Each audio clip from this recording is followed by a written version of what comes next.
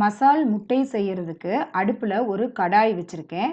அதில் ஒரு 2 ஸ்பூன் அளவு குக்கிங் ஆயில் விட்டுக்கலாம். இதில் நம்ம மசால் சேர்த்து செய்கிறனால இதில் எதுவும் தாளிக்க போட வேண்டியதில்லை. இதை மீடியம் சைஸ் ஆனியன் 2 சின்னதாக கட் பண்ணி வச்சுருக்கேன், அதை ஆட் பண்ணிக்கலாம்.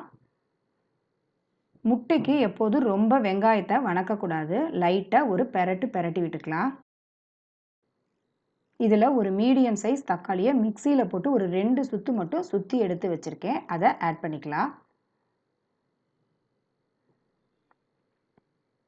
இதை ஒரு தடவை கலந்து விட்டுறலாம். இப்போ இதில் நம்ம மசாலெல்லாம் ஆட் பண்ணிக்கலாம். 1/4 ஸ்பூன் மஞ்சத்தூள், 3/4 ஸ்பூன் கரம் மசாலா, நான் 6 முட்டைக்கு அளவு சொல்கிறேன். ஜீரகத்தூள் 1 ஸ்பூன், தனி மிளகாய்த்தூள் 1 ஸ்பூன்,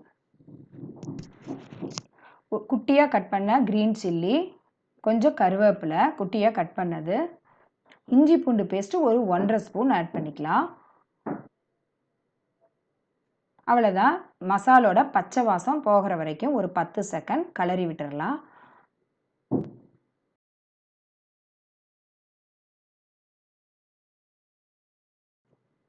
அவ்வளோதான், கிளறி விட்டாச்சு. இந்த மசாலுக்கு தேவையான உப்பு ஆட் பண்ணிக்கலாம்.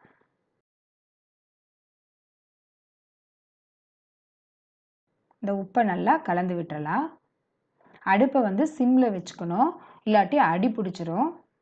இப்போ நல்லா கிளறி விட்டாச்சு. இப்போ நல்லெண்ணெய் 1 ஸ்பூன் ஆட் பண்ணிக்கலாம். இப்படி ஆட் பண்ணி செஞ்சால் சாப்பிடும்போது நல்லா டேஸ்ட்டாகவும் இருக்கும், அடி பிடிக்காமையும் இருக்கும். இதை ஒரு தடவை கலந்து விட்டுட்டு முட்டையை ஆட் பண்ணிக்கலாம். இதை நல்லா வெங்காயத்தெல்லாம் மசால் வெங்காயத்தை ஒதுக்கி விட்டுட்டு நடுவில் நம்ம முட்டையை உடச்சி ஊற்றிக்கலாம்.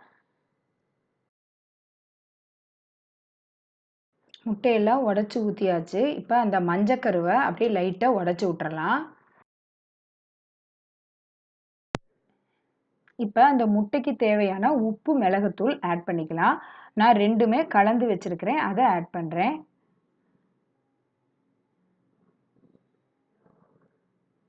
முட்டைக்கு ஒரு 2 ஸ்பூன் அளவு மிளகுத்தூள் கண்டிப்பாக போடணும், அப்போ தான் நல்லாயிருக்கும்.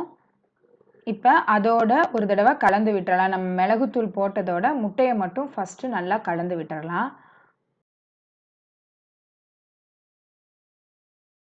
முட்டையை நல்லா கலந்து விட்டுட்டு இப்போ எல்லாத்தையும் சேர்த்து இந்த மசால் வெங்காயத்தோடு சேர்த்து நல்லா கலந்து விட்டுறலாம். இப்போ அடுப்பை கொஞ்சம் மீடியம் ஃப்ளேமில் வச்சுக்கலாம்.